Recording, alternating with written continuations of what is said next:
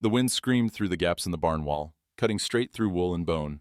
Wade Brennan stood in the doorway, lantern shaking in his hand, watching his daughter die by degrees. Baby Grace hadn't cried in an hour. That was worse than the screaming. 3 days of rejected bottles, and now just this thin wheeze like her lungs were giving up. The sour smell of spilled goat milk hung in the cold air, mixing with the wood smoke from the dying stove. He'd tried everything. Church that morning, stood in front of 40 people, baby wailing in his arms, and asked if anyone was nursing. Not a word, just turned heads and cold silence. One man muttered something about thinking ahead before a wife dies. Wade walked out, rode home through the blizzard, Grace's cries getting weaker with every mile. Now in the barn at dusk he saw her, small shadow in the corner, hunched over something, a girl, maybe 12, 13 at most, flour sack dress stained dark across the chest. She had an infant boy on one side, and, God help him, Grace on the other.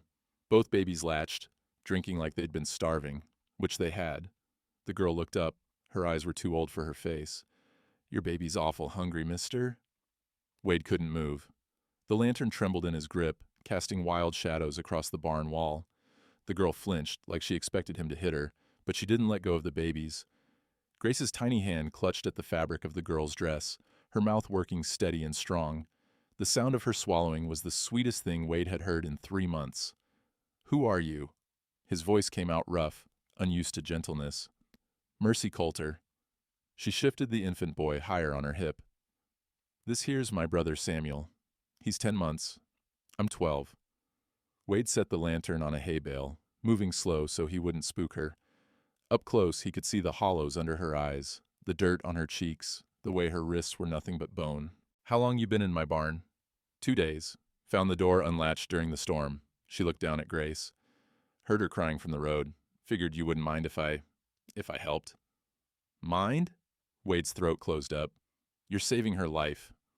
Mercy's shoulders dropped an inch. "I can leave come morning. Just let her finish." "Leave?" Wade pulled off his coat and draped it over her thin frame. The cold in here would kill her faster than hunger. "Girl, you ain't going anywhere." She tensed again. "I ain't doing nothing wrong. My body just, it makes milk. Has for 4 months now since Samuel was born. Mama died having him, and I've been feeding him ever since." Wade knelt down in the straw, close enough to see the rope burns on her wrist. Old scars, purple and twisted. His stomach turned. "Who hurt you?" "Don't matter now." Her voice went flat. "He can't find me here." "He?" Mercy looked toward the barn door like she expected the devil himself to walk through. "My uncle, Mama's brother. He took us in after she passed, but he didn't want Samuel. Said a bastard baby was a curse, and I was cursed too for making milk at my age. Locked us in the root cellar most days. Said I was demon-touched." Wade's hands curled into fists. "Where's this uncle now?" "Town, probably. I cut the rope and ran 3 nights back when he went to the saloon. Been walking since." She shifted Samuel to her other side. The boy was asleep now, his face soft and full. "Please don't send me back to him. He'll kill Samuel. I know he will." The wind rattled the barn door. Outside, the blizzard was picking up again, snow flying horizontal across the yard. Wade looked at Grace. Really looked. Her face had color again, her breathing was even. She was alive because this starving child had crawled into his barn and given her the one thing Wade couldn't. "What's your uncle's name?" Mercy went still. "Why?" "Because I need to know who to shoot if he comes looking." Her eyes filled, but she blinked it back hard. "Silas Drummond. He's the banker, owns half the town." Wade's blood went cold. Drummond. The man who held mortgages on every ranch within 20 miles. The man who smiled with all his teeth and squeezed until you bled. "You're Drummond's niece?" "Yes, sir." "And he knows you ran?" "Yes, sir." Wade stood up, his knees cracking. He looked at this child, this baby herself, nursing 2 infants in a freezing barn because nobody else would. Because Wade had been too buried in grief to even think straight. Because the whole damn town had turned their backs. "Here's what's going to happen," he said. "You and Samuel are staying in the house tonight. I'll make up the spare room. There's a stove in there. And blankets. And I'll heat some stew. You'll eat until you're full, and then you'll sleep." Mercy shook her head. "He'll come for me. You don't know what he's like." "I know exactly what he's like." Wade picked up the lantern. "And I know this. You're 12 years old. You should be playing with dolls, not running for your life. So you let me worry about Drummond." Grace stirred and unlatched, milk drunk and peaceful. Mercy caught her before she could slide off, cradling her with practiced ease. What if he takes her? What if he takes them both? Wade's jaw tightened. Then he'll have to go through me first. Outside, the wind howled louder. Inside, the barn was warm with breath and body heat. Mercy stood slowly, both babies in her arms, and followed Wade toward the house. Her bare feet left small prints in the snow, already filling in behind her. She didn't see the branding iron lying in the yard, half buried in a drift, the one with Wade's mark, the broken W, frozen to the ground because he'd dropped it there the day they buried his wife and never picked it back up. But come morning, he'd need it again. 1 week passed. The blizzard broke on the third day, leaving the world white and silent. Mercy moved through the house like a ghost, always ready to bolt. She nursed the babies by the stove, ate only when Wade put food directly in her hands, and slept in her clothes with one eye open. Samuel learned to smile. Grace learned to trust the warmth. Wade rode into town on a Tuesday, needing flour and coffee. He brought Mercy with him. She needed a proper dress, and he wasn't about to leave her alone on the ranch. Not with Drummond out there. The mercantile smelled like leather and tobacco and dried apples. Beatrice Hale looked up from behind the counter, her sharp eyes taking in Mercy's thin frame and flour sack dress in one sweep. 3 townswomen stood near the fabric bolts, their conversation dying the moment Wade walked in. "Morning, Wade." Beatrice's voice was carefully neutral. "What can I do for you?" "Need 10 pounds of flour, 2 of coffee." He gestured to Mercy, who stood half-hidden behind him. "And some cloth. Enough for a dress." The townswomen stared. One of them, Martha Keene, leaned toward her neighbor and whispered something behind her hand. The smell of their perfume mixed with the store's dust made Wade's nose itch. Beatrice pulled down a bolt of blue calico. "This should do. Who's the girl?" "Helping me with the baby." Wade's tone didn't invite questions. "Living out there?" Martha's voice carried across the store. "Alone? With you?" Wade turned slowly. "You offering to come nurse Grace yourself, Martha? Because last I checked, you and every other woman in this town shut your doors when I asked." Martha's face went red. "That's not... We have our own families, too. Then I reckon you don't have a say in mine." Beatrice cut the cloth with quick, efficient snips. The sound of the scissors was too loud in the sudden silence. She wrapped the fabric in brown paper and tied it with string. "Anything else?" "That'll do." Wade paid with coins that clinked on the wooden counter. As they turned to leave, Beatrice caught his arm. Her voice dropped low. "Silas Drummond's been asking about you. Says you owe him." Wade's stomach dropped. "I don't owe Drummond a damn thing. That's not what he's telling folks." She glanced at Mercy. "Be careful, Wade." Outside, the January sun was bright and cold. Mercy climbed into the wagon without a word, holding the fabric like it might disappear. They were halfway home when Wade saw the rider coming up the road. Black horse, expensive saddle, that particular way of sitting too straight that marked a man who thought he owned the world. Silas Drummond. Wade pulled the wagon to a stop. "Get in the back, under the tarp." "He'll know. Now!" Mercy scrambled over the seat, pulling the canvas over herself and Samuel just as Drummond reined up alongside them. He was a tall man, clean-shaven, with cold eyes and a smile that never reached them. The smell of his pomade carried on the wind. Expensive, oily, wrong. "Brennan," Drummond tipped his hat. "Heard you were in town." "Drummond." Wade kept his hands loose on the reins, but his heart was pounding. "I need to discuss some business with you. Your late wife signed some papers before she passed." He reached into his coat and pulled out a folded document. "Loan collateral, 50% interest in your ranch." Wade's vision tunneled. Ruth never signed anything. She couldn't write. "Her signature's right here." Drummond held up the paper. The ink was black and official-looking, the handwriting too neat. "Witnessed by Reverend Walsh, God rest his soul." "Walsh died 2 years ago." "Indeed, before your wife did." Drummond's smile widened. "The loan comes due in 90 days, Brennan. $10,000, or I take my share. Those are the terms." $10,000. Wade didn't have a tenth of that. Nobody did. "This is fraud. This is business. You can contest it in court if you like, but we both know how that'll go." Drummond leaned forward in his saddle. "I'm a patient man, though. We can work something out." Under the tarp, something moved. A small sound. Samuel fussing. Drummond's eyes sharpened. "You got something back there, Brennan?" "Supplies." "Sounds like more than supplies." Drummond nudged his horse closer. Wade's hand moved toward the rifle tucked under the seat, but Drummond was faster. He yanked back the tarp. Mercy stared up at him. Samuel clutched to her chest. Her face went white. "Well," Drummond's voice went soft and deadly. "There she is, my niece. The one who ran off with her bastard brother." He looked at Wade. "You been harboring a minor, Brennan? That's a serious charge." "She's helping with my daughter. She's 12 years old and under my legal guardianship." Drummond reached for Mercy. She pressed herself against the wagon bed, shaking. "Come on, girl. Time to go home." "No." The word tore out of Wade's throat. "She stays." Drummond's hand stopped. He straightened slowly, his smile gone. "You're interfering with family business now. That's a mistake." He picked up the reins. "I'll be back with the marshal by sundown. You can explain to him why you're keeping a child that doesn't belong to you." He wheeled his horse around and rode off, kicking up mud and slush. Mercy was crying now, silent tears running down her face. "He's going to take us. He's going to take Grace too. He won't stop until—" Wade turned in the seat. "Listen to me. He doesn't get to take anything. Not you, not Samuel, not my daughter, not my land. You understand? But the papers can be fought. Men like Drummond, they think fear's enough, but they're wrong." Wade snapped the reins. The horses started forward, pulling them toward home. "We've got until sundown. That's plenty of time." Behind them, a crow called out, harsh and cold. Ahead, the ranch waited. The marshal didn't come at sundown. Doc Calloway did. Wade heard the horse before he saw it, the particular rhythm of a tired animal carrying a heavy man. He stepped onto the porch, rifle in hand, but relaxed when he recognized the doc's gray mare. The old man dismounted slow, his joints creaking loud enough to hear across the yard.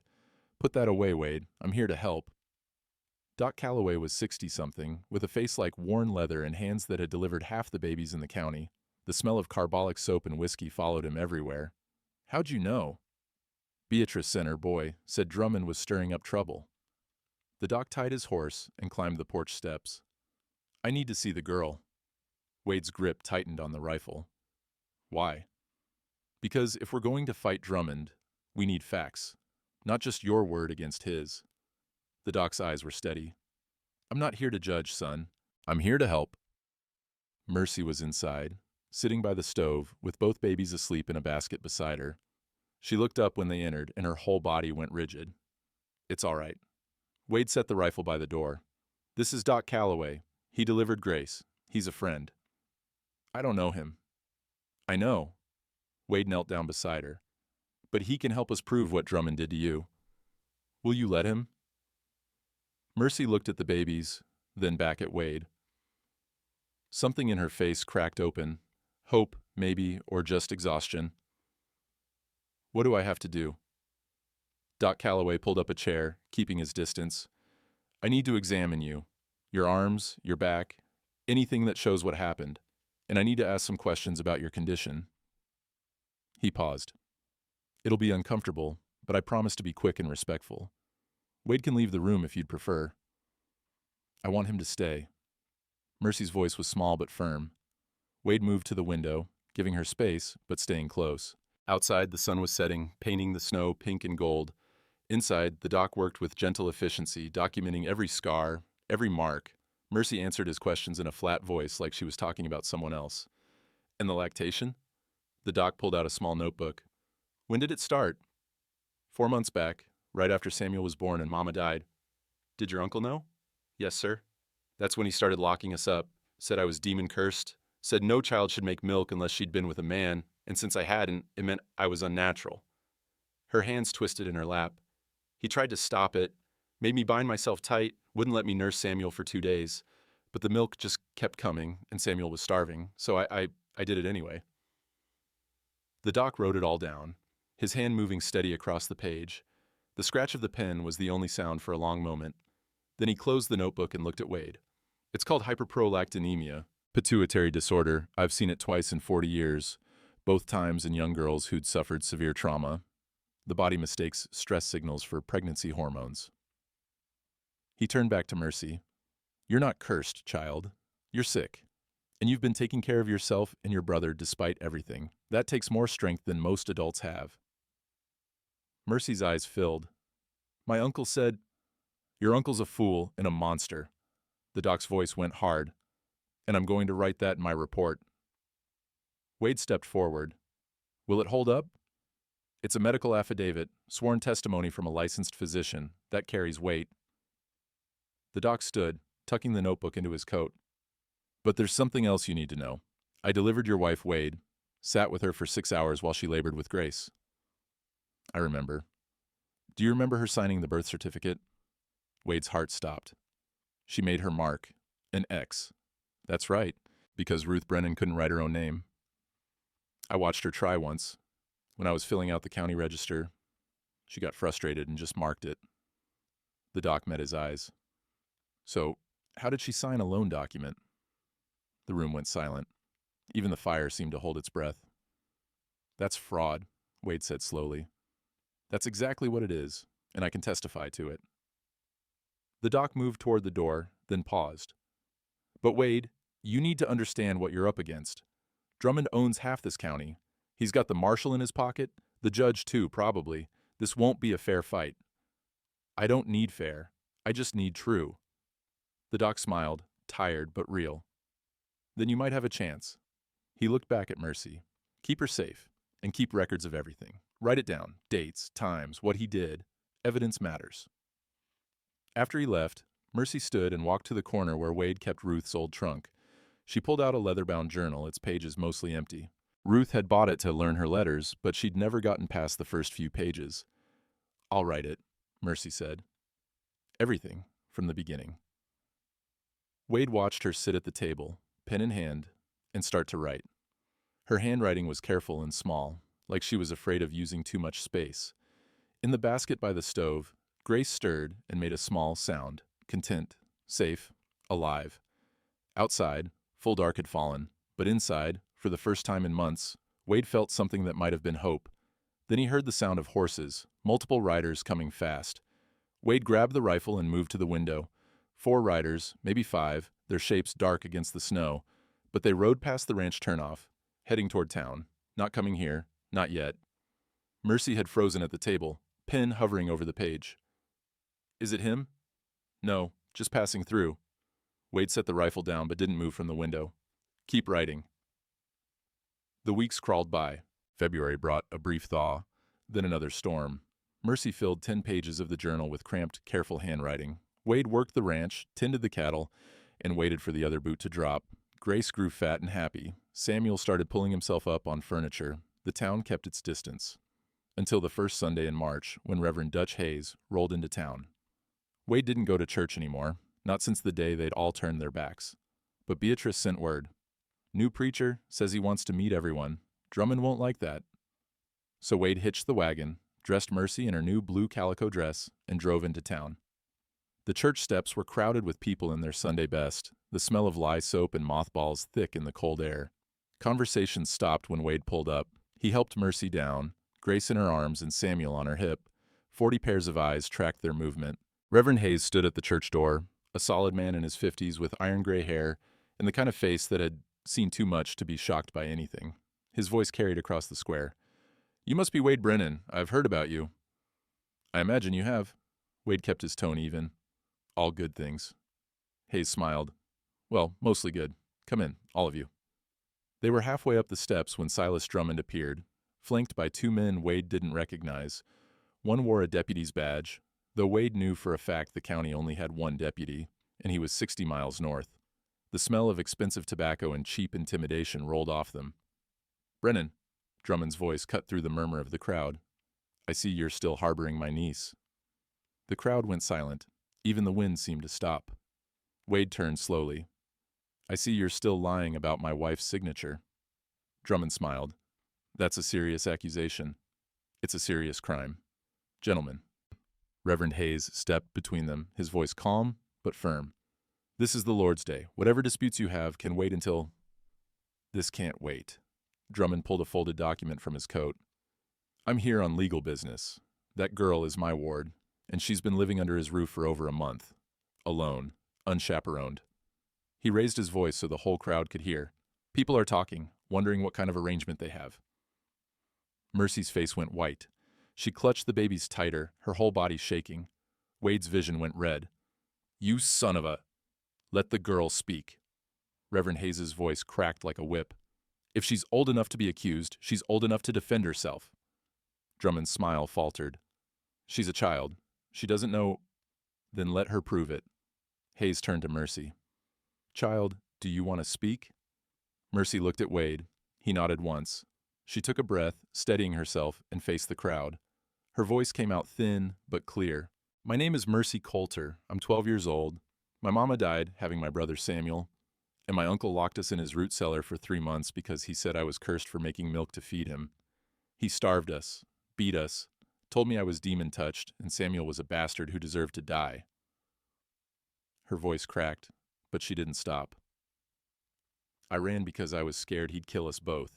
Mr. Brennan took us in because his baby was starving and nobody else would help.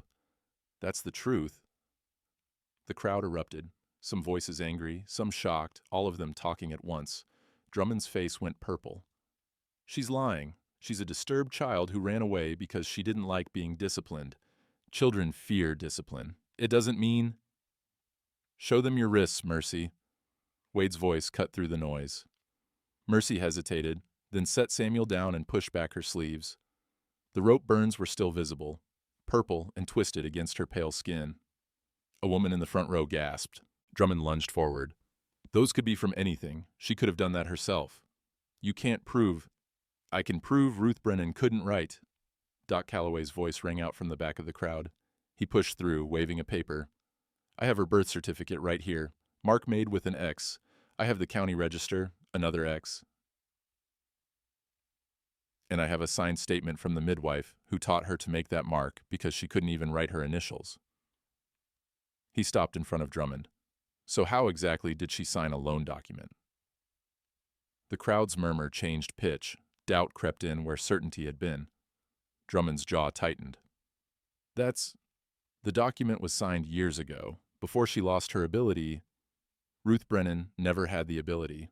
The doc's voice was flat and final. Which means that signature is a forgery, which means you're trying to steal a man's land through fraud. This is absurd. Drummond turned to the fake deputy. Marshal, I want this girl returned to my custody immediately, and I want Brennan arrested for what? Reverend Hayes stepped forward. For saving a child's life? For protecting an infant? For giving shelter to the desperate? He looked at the crowd. I've been a circuit preacher for 20 years. I've seen every kind of sin and virtue this territory has to offer. And I'm telling you now, this man is innocent, this child is innocent, and anyone who says otherwise is bearing false witness. The crowd shifted. Wade felt it, the balance tipping slowly towards something that might be justice. But Drummond wasn't done. He straightened his coat, his face going cold and calculated. Fine. If that's how you want to play it, Brennan. He pulled another document from his pocket. I'm filing a formal petition with the territorial court. Moral unfitness. You're a widower, living alone with a minor child who is not your kin, with no female chaperone, no legal guardian status. The court will investigate, and when they do, they'll find that you've been using this girl for labor, specifically using her body to nurse your child. His smile was poison. That's exploitation of a minor, Brennan. Maybe worse. The crowd's murmur turned ugly again. Some faces that had softened went hard. And here's the thing. Drummond leaned in close, his voice dropping so only Wade could hear. When the court investigates, they'll take your daughter, make her a ward of the state, and I'll make sure I'm appointed her guardian, along with my niece and her brother, all 3 of them, Brennan, under my roof, under my control. He stepped back, his voice rising again. You've got 30 days until the hearing. I suggest you use them to find yourself a good lawyer. He turned and walked down the steps, the fake deputy and his other man following. The crowd parted like water. Wade stood frozen. The world had narrowed to a single point of white-hot rage and ice-cold fear. Mercy's hand found his, small and trembling. He's going to take her, isn't he? Her voice was barely a whisper. He's going to take Grace. Wade looked down at her, this child who'd saved his daughter's life, who'd survived hell and kept going, who stood here in front of the whole town and spoke truth even though it hurt. No, he said, he's not. But as the crowd dispersed and the church bells began to ring, Wade felt the weight of those 30 days pressing down like a stone. Drummond wasn't just after the land anymore. He was after everything. The ranch felt smaller after that Sunday, like the walls were pressing in. Wade couldn't sleep. He'd lie awake listening to the house creak, imagining marshals coming in the night, imagining Grace torn from Mercy's arms, imagining Drummond's smile as he took everything. On the third night, he gave up on sleep entirely and went to the kitchen. The fire was down to embers, but there was enough light to see by. He was staring at the legal papers, 30 days, now 27, when he heard soft footsteps behind him. Mercy stood in the doorway, wrapped in one of Ruth's old shawls. "Can't sleep either?" "No." She crossed to the table and sat down across from him. For a long moment, neither of them spoke. The wind rattled the windows, but it was a softer sound now. February sliding toward March, winter losing its grip by degrees. "I've been thinking," Mercy said finally. "Maybe I should go, take Samuel and just disappear. If I'm not here, he can't use me against you. He can't take Grace." Wade's chest tightened. "Where would you go?" "I don't know. West maybe, Oregon. Heard there's work in the timber camps. I could—" "You're 12 years old. I'm old enough to survive." Her voice was fierce. "I did it before. And nearly died doing it." Wade pushed the papers away. "You think I'd let you run? After everything?" "It's not about letting me. It's about keeping Grace safe." Mercy's eyes shone in the dim light. "That baby needs you. She don't need me. Nobody needs me." "That's not true. Isn't it?" Her voice cracked. "Everyone in that town looked at me like I was something dirty. Like just standing next to you made me guilty of something." She pulled the shawl tighter. "Maybe they're right." Wade stood up and moved around the table. He knelt down beside her chair, eye to eye. "Listen to me. You are not dirty. You are not guilty. You are a child who survived something no child should have to survive, and you did it by being brave and strong and good. Don't let Drummond's poison into your head." "But what if he wins? What if the court—" "Then we fight harder." Wade took her hand. It was so small in his, the bones delicate as bird wings. "You know what Ruth used to say, when things got hard and I wanted to give up?" Mercy shook her head. She'd say, "Wade Brennan, you got two choices. You can lie down and let the world roll over you, or you can stand up and make it go around." She was about your size, tiny thing. But she had more fight in her than most men twice her weight. He squeezed her hand gently. "You remind me of her, not just because you saved Grace, because you don't quit." A tear slid down Mercy's cheek. "I wanted to quit. Every day I want to quit." "I know, but you don't. That's what makes you strong." She wiped her face with the back of her hand. "Mr. Brennan?" "Wade, just Wade. Wade." She tested the name, shy. "Why are you doing this? Fighting for me, I mean. You could just give me back. Save yourself and Grace." Wade thought about that, about the easy answer and the true one. "Because," he said slowly, "the day I found you in that barn, nursing two babies when you should have been playing with dolls, I saw something I'd forgotten how to see. I saw what it means to give everything you have for someone who needs you. No questions, no counting the cost. Just Grace." He smiled at the word. "My daughter's name never felt right until I understood it. Grace. Unearned kindness. That's what you gave us." Mercy's tears came harder now. Wade pulled her into a hug, and she collapsed against him, sobbing like the child she was. Behind them, in the basket by the cooling stove, Grace and Samuel slept on, peaceful and unaware. When Mercy finally pulled away, her face was blotchy but calmer. "I want to learn more reading and writing, good writing, not just the simple stuff Mama taught me." "Why?" "Because if I'm going to testify in court, I want to sound smart. I want them to hear me and know I'm not just some ignorant girl who don't know her own mind." She straightened up. "And I want to read the laws, all of them, so I know what he can and can't do." Wade felt something unlock in his chest. Pride, maybe, or hope. "Ruth's books are in the trunk. There's a McGuffey reader and a copy of Blackstone's commentaries I used to study. It's dry reading, but I don't care if it's dry. I care if it helps." Mercy stood up and moved to the trunk. She pulled out the reader and brought it back to the table. "Will you help me? With the hard words?" So they sat there as the night wore on, working through pages by firelight. Wade pointed out words like testimony and jurisdiction and habeas corpus. Mercy repeated them, writing them down in the margins, making them hers. When dawn broke pink and cold through the windows, they were still at it. Grace woke and fussed, and Mercy nursed her while reading aloud, stumbling over affidavit but getting perjury right on the first try. Wade made coffee and watched them, this strange little family that had formed in the wreckage of loss. He thought about Drummond's threat, about the hearing coming in 24 days, about all the ways this could go wrong. But he also thought about Mercy's fierce determination, about Doc Calloway's testimony, about Reverend Hayes's public support, about Ruth's voice in his memory. Stand up and make the world go around. Outside, the morning sun hit the snow and turned it gold. In the yard, half buried and forgotten, the branding iron waited. 24 days, he'd make them count. The thaw came early that year. By mid-March, the roads were mud and the creek ran high with snowmelt. Wade needed supplies, and he needed to show the town he wasn't hiding, so he hitched the wagon and brought Mercy along, both babies bundled against the damp cold. Drummond was waiting. He stood in the middle of Main Street with a crowd gathered around him, 20, maybe 30 people. Wade recognized most of them, farmers he'd helped during the drought, women Ruth had sewn clothes for, men who'd borrowed his tools and never returned them. "There he is," Drummond's voice carried across the mud. "The man who thinks he's above the law." Wade pulled the wagon to a stop. "I think I deserve a fair hearing. That's not the same thing." "Fair?" Drummond laughed, but it was a cold sound. "You call it fair when a man keeps a child under his roof for immoral purposes? I call it survival when a baby's starving and nobody else will help." One of the farmers, Tom Hendricks, stepped forward. His face was uncomfortable. "Wade, nobody's saying you meant harm, but it don't look right. A grown man and a girl, alone all winter." "She's 12 years old," Wade said flatly. "And she saved my daughter's life." "She's also Drummond's kin," Martha Keene again, her voice sharp. "He's got legal rights."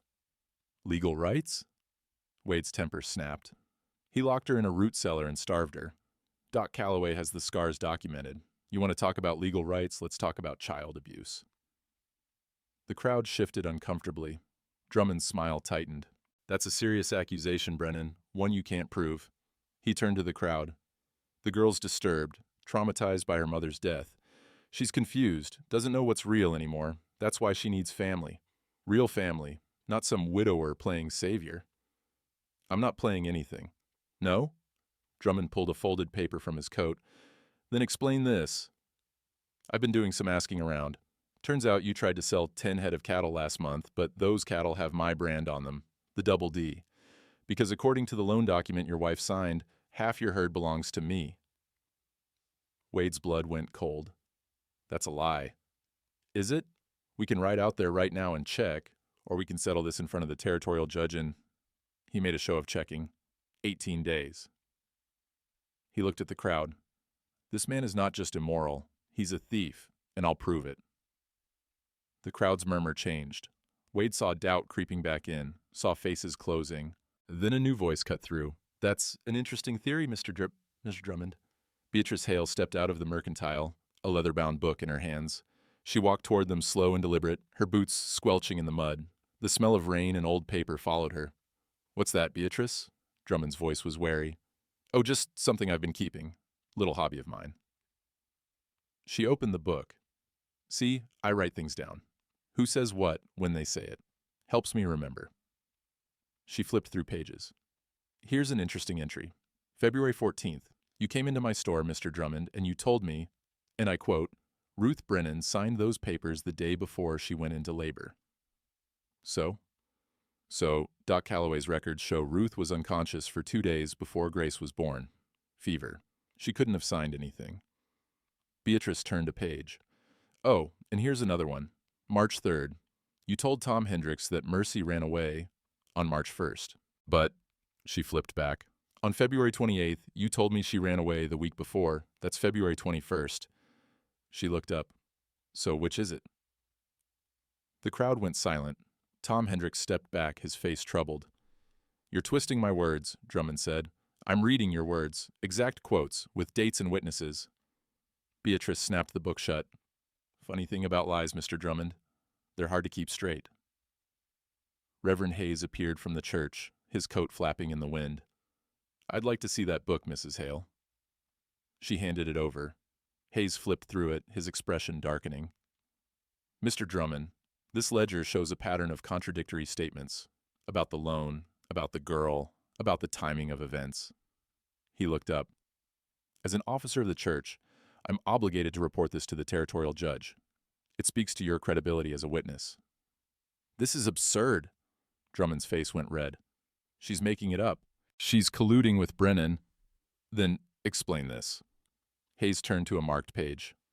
On January 30th, you told Widow Parks, in Mrs. Hale's store, that you'd been looking for your niece for almost a month. But Wade didn't find her until January 25th. How were you looking for her before she ran? The silence stretched. Drummond's jaw worked. His hands clenched at his sides. I misspoke. Multiple times? With specific dates? Hayes closed the book. I think not. Martha Keene looked uncertain now. Tom Hendricks was shaking his head. One by one, the crowd started to peel away, heading back to their business. The smell of doubt was stronger than the mud. Drummond turned on Wade, his voice dropping to a hiss only the two of them could hear. This changes nothing. I'll still take everything you have. The ranch, the girl, your daughter, all of it. You can try. Oh, I'll do more than try. Drummond mounted his horse. 18 days, Brennan. Then we'll see who's telling the truth. He rode off, mud flying from his horse's hooves. Wade let out a breath he didn't know he was holding. Beatrice handed him the ledger. Keep it safe. You'll need it for the hearing. Thank you. Don't thank me yet. That man's got more tricks in him than a carnival sharper. She glanced at the wagon where Mercy sat holding the babies. But you've got something he don't. What's that? People who'll stand up when it counts. She smiled. Not many, but enough. Wade looked at the ledger in his hands, pages full of careful notes, dates, contradictions, evidence. He thought about Mercy learning to read by firelight, about Doc Calloway's medical reports, about Reverend Hayes's public support. 18 days. The world was shifting under Drummond's feet. He just didn't know it yet. Wade climbed back into the wagon. Mercy looked at him, hope and fear warring in her eyes. We're going to win, he told her, and for the first time he believed it. The doubts came at night. Wade would wake in the dark, heart pounding, imagining Grace in Drummond's house, imagining Mercy back in that root cellar, imagining himself alone again, with nothing but ghosts and regrets. The territorial judge was known to favor men of property, known to believe that girls belonged with blood kin, no matter what, known to think that a widower, raising a daughter alone, was asking for trouble. What if the evidence wasn't enough? What if the judge decided that propriety mattered more than truth? What if Wade's fight to save Mercy ended up costing him Grace? 10 days before the hearing, Doc Calloway found Wade in the barn, mucking out stalls. The smell of hay and horse manure was thick in the damp air. Spring was coming. Wade could feel it in the softness of the wind, see it in the green shoots pushing through the mud. You look like hell, the doc said. Feel worse. Wade drove the pitchfork into the soiled straw. Been thinking maybe Mercy should. Don't. The doc's voice was sharp. Don't even finish that thought. You don't understand. If the judge rules against me, I lose Grace, and Mercy ends up back with Drummond anyway, so maybe if I let her go now, testify that she was never here long-term, just passing through, you'd be condemning her to death. Wade stopped. That's dramatic. Is it? The doc stepped closer. That man will kill her eventually. Maybe not with his hands, but he'll break her. Lock her away until there's nothing left but a shell. I've seen it happen. Men like Drummond, they don't forgive defiance. He paused. And you'd be teaching Grace a hell of a lesson, that when things get hard, you abandon people who need you. I'm trying to protect her. By giving up on Mercy? That's not protection. That's cowardice. The word hit like a slap. Wade's hands tightened on the pitchfork. You think I don't know that? You think I don't wake up every morning terrified I'm making the wrong choice? Good. Fear means you understand the stakes. The doc's expression softened. But fear without action is just paralysis. You've got to decide, Wade. Are you the man who saves people, or the man who lets them go to save himself? Before Wade could answer, they heard it. Mercy's voice, high and scared, calling from the house. Wade! Wade! Come quick! They ran, found her on the porch, holding a piece of paper. Her face was white, her hands shaking. It was nailed to the door, she said. I just found it. Wade took the paper. The writing was crude, blocky letters scratched in charcoal. Send the girl back or burn. The doc swore. Wade crumpled the paper in his fist, rage building like a thunderhead. Get inside, he told Mercy. Both of you, lock the doors. Wade, now. He spent that night on the porch with the rifle across his knees, watching the darkness. No one came, but the threat hung in the air like smoke. In the morning, Reverend Hayes rode out. He took one look at Wade's face and said, "What happened?" Wade showed him the note. Hayes' jaw tightened. "This is Drummond's doing. Can't prove it. Don't need to prove it to know it." The Reverend sat down on the porch steps, his knees creaking. "I've been thinking about the hearing, about how to handle it. I'm open to suggestions. What if we turned it into something public? Not just a judge in a courtroom, but a real trial, with witnesses, testimony, evidence presented for the whole town to see." Hayes looked up. Drummond's power comes from shadows, from private deals and quiet threats. But in the light, with everyone watching? He's just a man, Wade finished. Exactly. Hayes pulled a paper from his coat. "I've been talking to some folks. There's an old territorial provision, dates back to the fur trading days. If both parties agree, a dispute can be settled by public tribunal, community judgment. It's not legally binding, but," he smiled, "public opinion can be a powerful thing. If the whole town sees the evidence, hears the testimony, and votes in your favor, the judge would have a hell of a time ruling against you." Wade thought about it, about Beatrice's ledger, about Doc's medical reports, about Mercy's journal, about bringing it all into the daylight. Drummond won't agree. He will, if we frame it right. If we make it seem like he's got nothing to hide. Pride's his weakness, Wade. He thinks he's untouchable, so we make him prove it. That afternoon, Wade rode into town, found Drummond at the bank sitting behind his polished desk. The smell of ink and money and cologne made Wade's stomach turn. "Come to surrender?" Drummond smiled. "Come to offer you a deal." Wade tossed Hayes' document on the desk. "Public tribunal, church steps, 5 days from now you present your case, I present mine. Let the town decide." Drummond picked up the paper, read it, laughed. "Why would I agree to this?" "Because if you don't, everyone will know you're afraid. They'll wonder what you're hiding." Wade leaned forward. "You keep saying I'm a liar and a thief. You keep saying Mercy's disturbed and I'm immoral, so prove it. In front of everyone. Unless you can't." Drummond's smile faded. His fingers drummed on the desk, the same nervous rhythm Wade had seen before, when the man was cornered. "You're bluffing. Try me." Silence. The clock on the wall ticked. Outside someone laughed, a sound too bright for the tension in this room. Finally, Drummond signed the paper. "It's church steps. And when I'm done, Brennan, you'll wish you'd never taken that girl in." Wade took the signed document. "We'll see." That night, he found Mercy in the kitchen, writing in her journal. She'd filled almost 50 pages now. Neat, careful handwriting, documenting everything, dates, events, conversations. Truth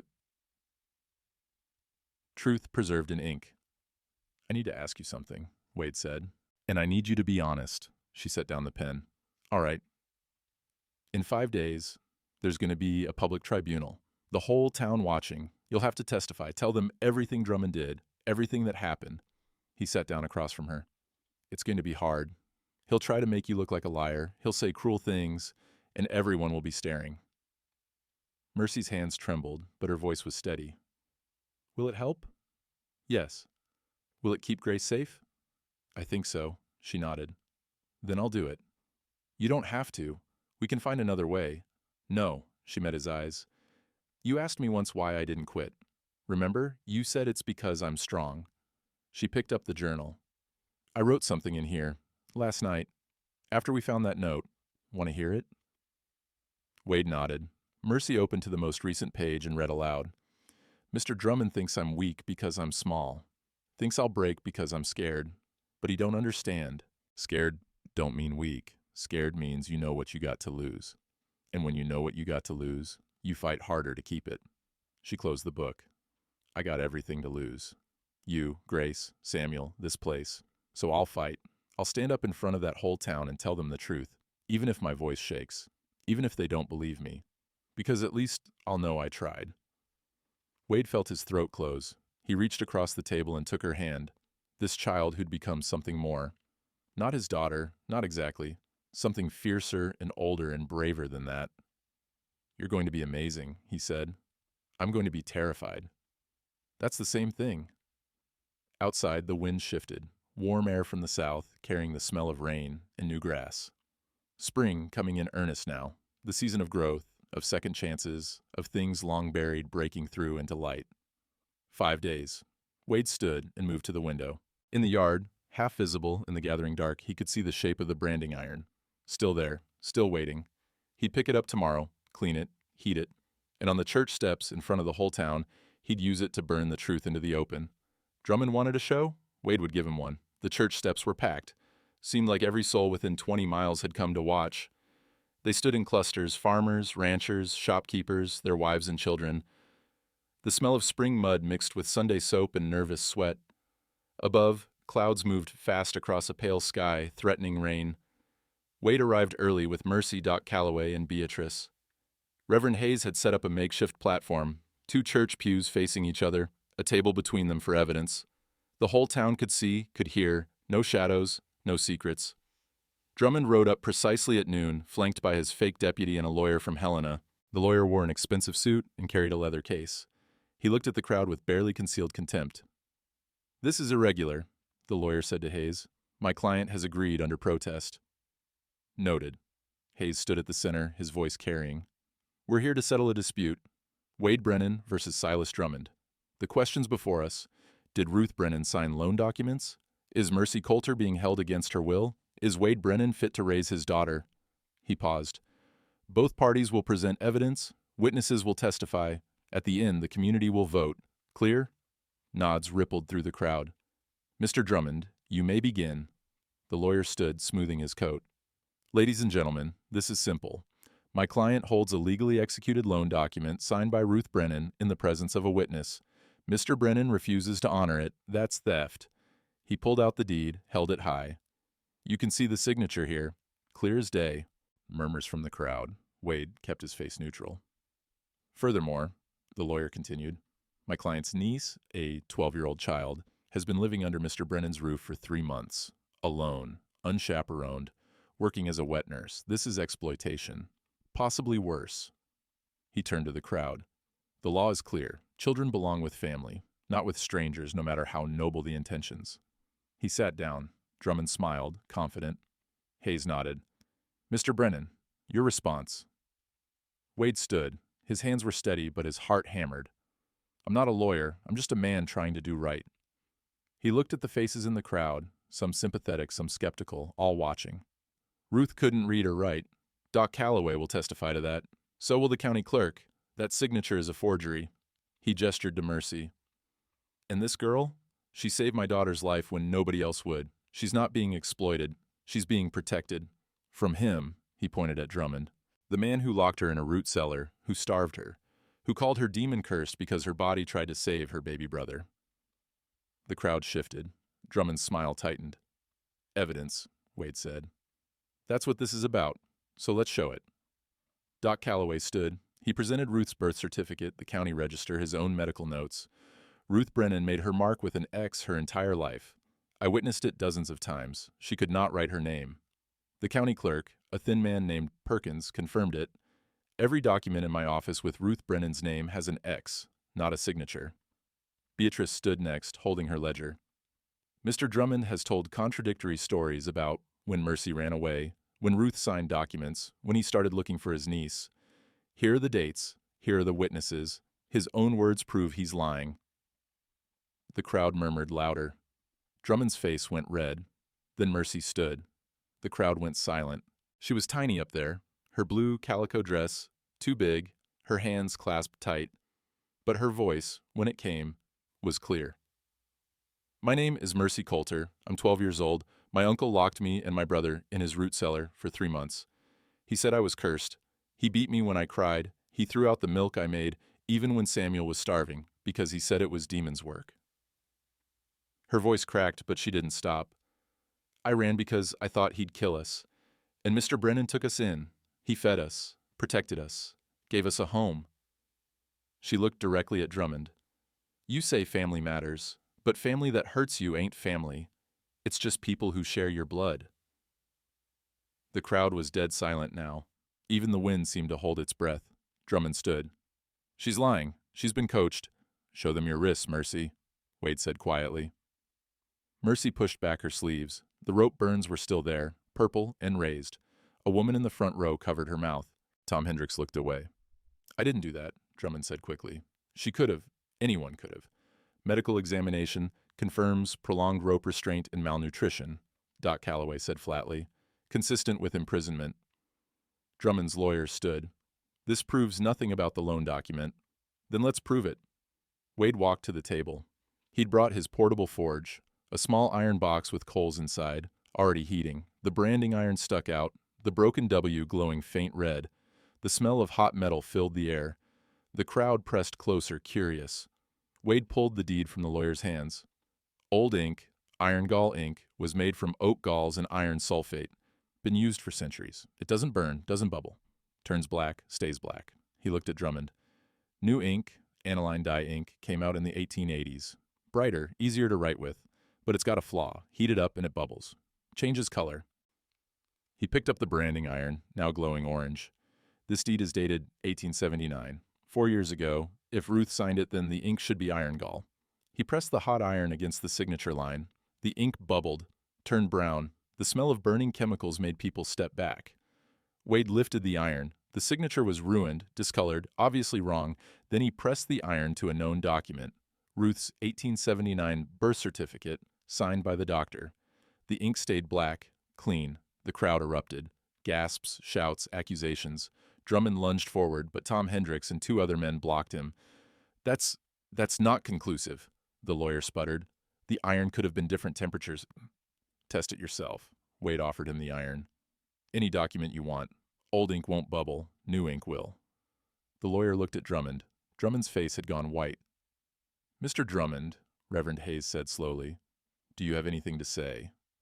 Drummond's mouth opened, closed. His hands shook. That same tell Wade had noticed before, when the man was cornered. Finally, he turned and pushed through the crowd, heading for his horse. Stop him, someone shouted. But it was too late. He was already riding, mud flying from his horse's hooves, heading out of town. The crowd turned back to Wade, to Mercy, to the burned deed on the table.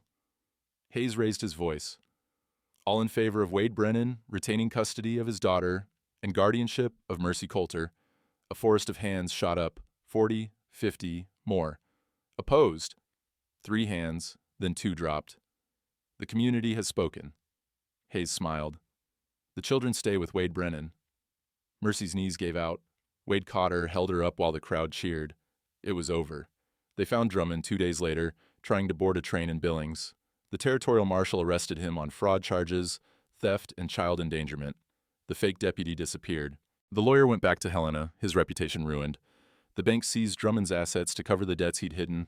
Turned out half the loans he'd claimed were as fraudulent as Wade's. The town didn't apologize, not in words. But Tom Hendricks brought over a side of beef. Martha Keene left a basket of preserves on the porch. Others came with offers of help. Barn repairs, fence mending, an extra hand at branding time. Beatrice stopped by with fabric. For the girl, she'll need more than one dress. Wade filed adoption papers the following week. Doc Calloway and Reverend Hayes signed as witnesses. The territorial judge, the same one who would have presided over the custody hearing, approved it without question. The public tribunal had done its work. Mercy Coulter became Mercy Brennan on a warm day in late April. She cried when Wade told her. Not sad tears, the other kind. The kind that meant something broken was finally healing. Does this mean Samuel's a Brennan too? She asked. If you want him to be. I want. She looked down at her hands, still small but stronger now. Can I keep writing in the journal? It's yours. You can do whatever you want with it. I want to finish it. Write down how it ended, so if anyone ever asks, if Samuel asks, when he's older, he'll know what happened. He'll know we didn't quit. She filled 10 more pages over the next month. Careful, precise entries about the tribunal, the vote, the adoption. About the day Drummond was led away in chains. About the spring planting and how the whole town came to help rebuild the section of fence Drummond's men had torn down during the winter. On the 1st of May, Wade found her standing in the yard, holding an empty mason jar, the one she'd used to store milk, back when Grace still needed nursing. Grace was eating mashed vegetables now, drinking cow's milk from a cup, growing strong and loud and fearless. "What are you doing?" Wade asked. Mercy turned the jar in her hands. "Mama used to say, 'Save what you can, winter's long.' I've been saving since I was old enough to understand that. Food, milk, words, memories, always holding on, always scared there wouldn't be enough." She looked at him. "But there is enough now, isn't there?" "Yes."